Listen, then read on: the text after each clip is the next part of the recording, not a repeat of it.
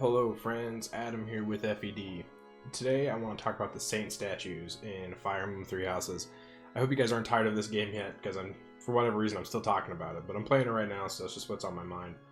And I want to talk about, I don't know, I haven't really seen a guide online, maybe there is one, like making suggestions as to what path to take on your first playthrough, or essentially just for like a new game, like fresh file, maddening playthrough of Three Houses as far as to which statues to level up first. So there are 4 choices, you know, and once you get to chapter 5, you do a quest for Flame, and you unlock this this guy being here, and then you can talk to him, and you can upgrade these different statues. And they give different just like bonuses to everything, right? So like it's kind of like these flat, across the board, always active bonuses that are, some of them are super useful, some of them less so in my opinion. Alright. So the most important early game, these are ones that you want to do ASAP as soon as possible. Sethlene, you definitely want to get to class experience +1. So every round of combat your unit participates in, or anytime they heal someone, or I believe you even use a gambit or anything like that, you get some class experience. You get 1 class experience. Class experience +1 essentially doubles that, making it so you can level up your, you can master classes a lot faster is what it comes down to, which is really useful, especially for some of those really, really good intermediate classes, like females. A lot of times I'll have them master both Pegasus Knight and Brigand to get both Darting Blow and Death Blow for some good player phase action. And you know, maybe even if you have time, go into Archer and master that as well for hit +20 if you need it. But yeah, class experience +1 just essentially makes that go twice as fast. It's really, really good, and you want it as soon as possible. Okay, so that is number 1. Other than that, with the other 3 statues, early game you want to at least get them to experience +5, so it's the 3rd one down.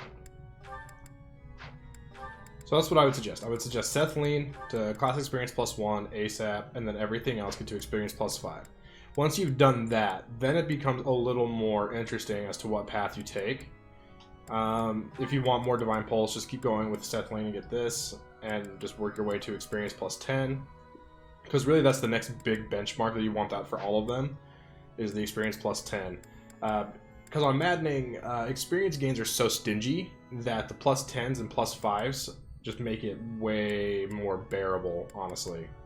Like, way more bearable. So with all of them leveled up, you end up getting 60% extra experience. And then if you put someone next to Byleth, that's even more. So it's just, that can really combo into being a really, really good, just makes your units not suck compared to the enemy.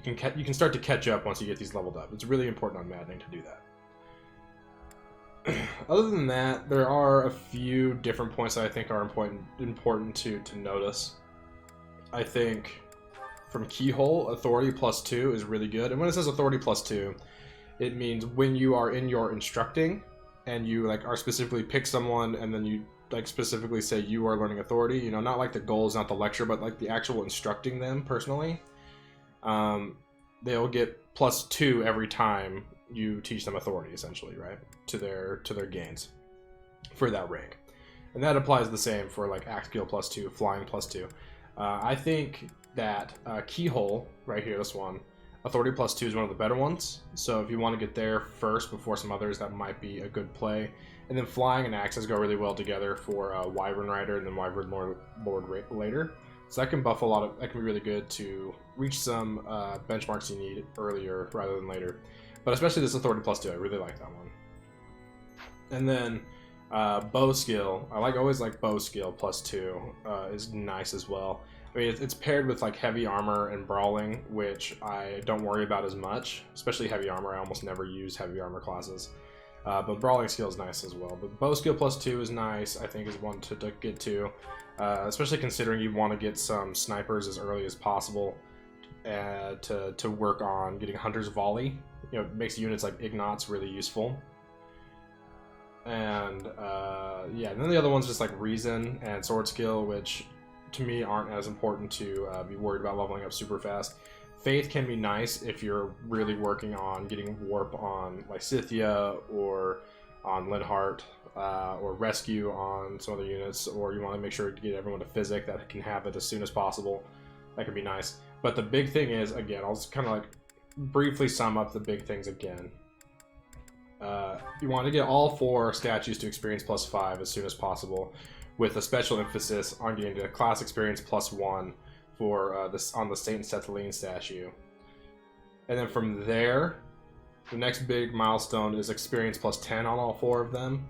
With a, in my opinion, you could go different ways on this. In my opinion, with a special focus on authority +2 from Keyhole, to make sure you are able to work on that rank, because that ends up being one of the most important ranks in the like mid-early game, in my opinion, is authority +2. And then from there, you're good to go, I think. And it really doesn't take that long to level all of these up. You get renown. You just spend renown to do it. And you just get renown by you can sell things in the Abyss if you have the DLC, but you can also get renown just by doing quests and battles and all that different stuff, and just by progressing through the story. And usually, I feel like you'll usually have enough to get it, but by time skip at the very least. I don't feel like it's out of the question to get to experience +10 on at least some of these. So definitely worth investing in, and you should definitely be doing this. If you're struggling on Maddening and you're not using these, that might be part of the reason. But yeah, that's just my thoughts on this. Oh, and last thing, the last one on all of these, Luck and Charisma max +5, Strength and Speed max +5, that just raises caps, and the caps are really high in 3 houses, stat caps, so I don't know. I don't even worry about those. This is actually the only reason that this is leveled up all the way, is because this is a new game plus file, and I just have them all leveled up just to carry over into the next one. But on a normal playthrough of 3 houses, you are not going to need Strength and Speed max +5, or Luck and Charm max +5, things like that. They don't matter, in my opinion. So yeah, those are my suggestions. I don't know, this seems like a pretty common sense basic guide, but I know that there are people that I know that there's definitely someone that can benefit from this, and I'm sure that I don't know, I'm sure a lot of you are rolling your eyes and saying this is stupid and basic. But anyways, thanks for watching. I just didn't really see a guide like this online really anywhere, so yeah, I want to talk about that and give you my 2 cents on it. But thanks for watching, guys. Make sure to subscribe for more Fire Emblem discussions like this. I promise we don't only talk about 3 houses. We talk about other games, other Fire Emblem games on here as well. But right now I'm just kind of on a 3 houses kick again. It's been about a year since it's been out, so I don't know. It just felt good to go back. And a small thing, I am kind of looking for an artist for a project I have coming up. I don't know, if you do art things, feel free to reach out to me on Discord, which you can find a link to in the description.